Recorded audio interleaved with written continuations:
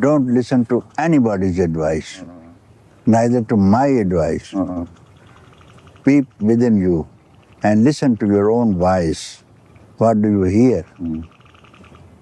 Don't listen to any advice, because any advice belongs to the past. Any advice, some advisor has been reading this advice from some book, heard from someone. So all advices belong to the past. So there's no advice to know thyself. So don't listen to anybody's advice. You keep quiet. This is the best advice. I give advice, keep quiet. Don't think and don't make any effort. This is my advice.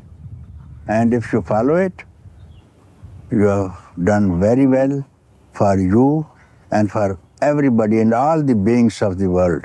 Any advice, or you give me any instant, any advice that you can mention, he has heard from someone or read from some sutra, any advice.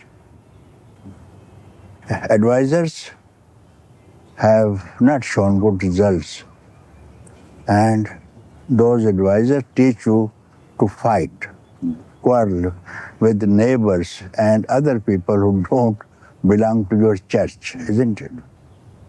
You follow their advice, other teacher tells you follow my advice, so there is a quarrel, you see. Because when the desire arises for any object, you are happy to meet the object. This freedom is neither object nor subject, you see.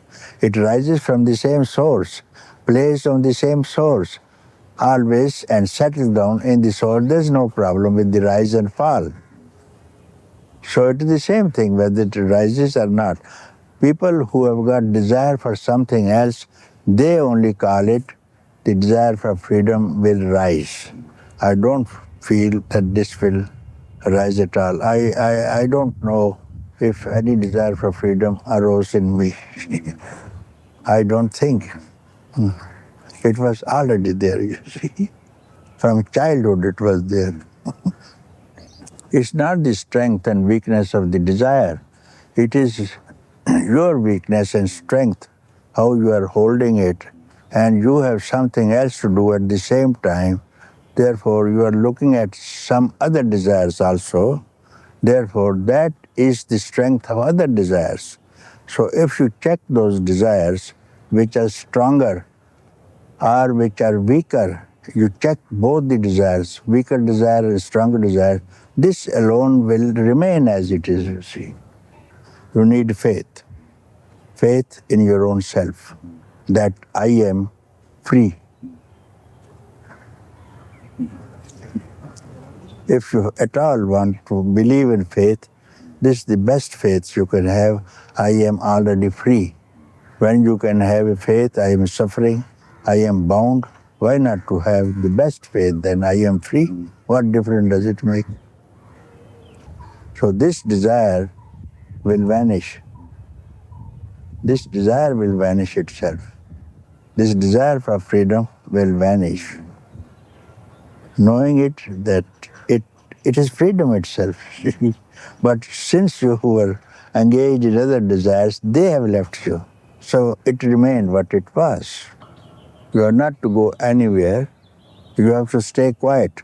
Therefore, it is very easy to attain freedom, is very easy, but it becomes difficult. The people say difficult because they are otherwise engaged.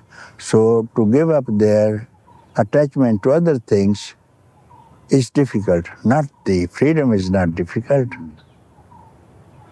To disengage yourself from other attachments may be difficult. That you have to decide once upon a time, now or next life. So you do not depend on the freedom itself. And you don't understand the language of freedom, the language of emptiness, the language of love, because you have sold yourself to other objects. You don't understand this thing. So if you are very intensely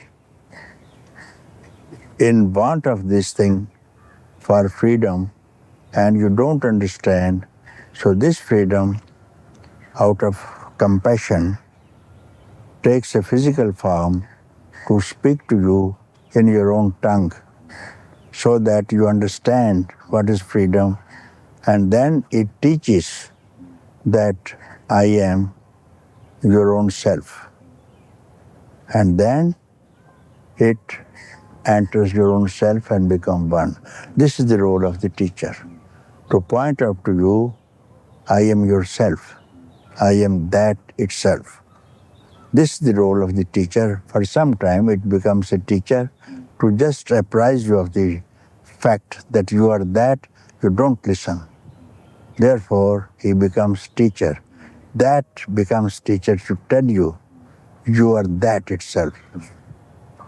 And then you see teacher and you is one. So when you go to a teacher, you keep quiet. You need not give any question. Don't expect any answer. You just see, sit quiet and feel if your mind is quiet or not. If it is quiet, then you expect this is the man who can teach you. This is the man who is worth staying near. What appears and disappears is not real. Is not real. The seer remained. You saw him, he disappeared. You remain, same seer. Now you are here also. Seer remained. Now find out who the seer is. So it was a word only, no? It was a word. But then it struck me. I became the seer, you see. I became the seer.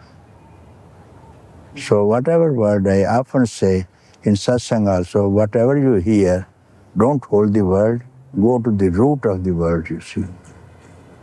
Then instantly you will get, when you say the word freedom, desire for freedom, you immediately go to freedom itself, you see. And when someone speaks about some other object, let us go to lunch, you speak of food. So you are one with the food. Only why trouble with the freedom? When we speak of freedom, we must be one with the freedom, smell freedom, enjoy freedom, you see. But this doesn't happen. For other things, everything else, we understand. The word takes us to that place. First of all, meditation is just to fatigue your body and mind so that you get fed up and find there may be something else. There may be something else, so he will be in search of a teacher. Then he will not tell him to meditate. He will tell him some unique method. He will tell him, keep quiet. He will not tell him to do anything. Doing and not doing is not the work of a teacher. It is for the preachers. You have to do this and you have not to do this thing. Teacher has no teaching, no do's and no don'ts. He tells you, keep quiet, sir. There can be nothing else that the teacher can say. And this is going to work. And this could be the best teaching that the teacher could give. If you listen to him, as I was telling, if he says, keep quiet, not only you hear, but you become quietness, you see. What is the trouble? And you see in satsang also, listening also, when I tell them, inquire, investigate, who am I? And they say, we can't do it. We can't do it. We have been doing and we are in trouble, in tension, headaches. So they are otherwise engaged. So therefore, some rare one gets at it. And I do not know why. I cannot give you anything on my own, why it is not working. Why it's not working, you see. And if you keep quiet, you will fall in love with it, you see. After all, everybody needs happiness and peace, whatever they are doing. and there can be no happiness, no peace, no love, no beauty anywhere else, in any other object except this, here and now. Therefore, you don't need any meditation. Because meditation, you need mind to meditate. You need mind to meditate. Therefore, the result of any process has to be mental. Then you need body, such and such posture, hand to be planted this way, mudra to be kept this way. So it is going to be physical. So any physical activity gives you physical result, mental result. Any good idea that attracts you, sounds good, you follow it. That could be mental or intellectual ideas. Then the result will be intellectual. Not shun all these ideas, you see. Physical, mental, also spiritual, you see. So if you get rid of all notions, what you have heard, and ideas, then you are emptiness itself. To give up the intention to keep quiet.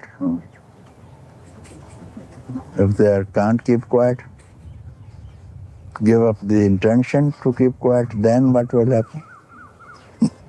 Because this is not a method. This is not a method. Other methods are just clipping the branches, but this is striking at the root of the mind, not the branches, you see. Branches will grow again, you see. So this is striking at the root, uproot the mind itself, and this inquiry uproots the mind. When you inquire, who am I? So it strikes at the root of the mind. There's no mind at all with this inquiry. I is the mind, you know. And now you are questioning. I is questioning to I itself. No one has ever questioned. Who am I? No one. Who are you? Who is he? Who is she?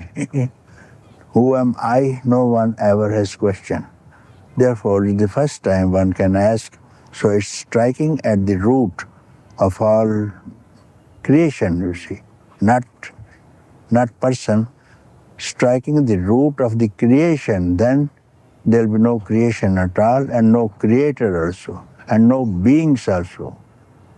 It strikes to that depth, you see. When you say, who am I? It is stuck at the right place. Don't expect any answer. This expectation, he must get rid of this expectation or intention for any answer. So therefore, this question is not to get answer. This question is like this, to merge a river merging into the ocean. So it doesn't go into the ocean to remain a river. It's merged now. Like this inquiry, who am I, is merging into the divinity, self, emptiness itself, you see. So he has to keep quiet and see what happened. But after this inquiry, he must not wait for the answer.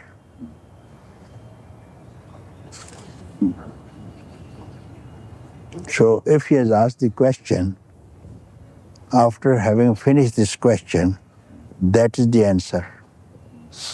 Immediately this question is finished. Who am I? After I, it is ended. So I make a diagram, drawings also, see.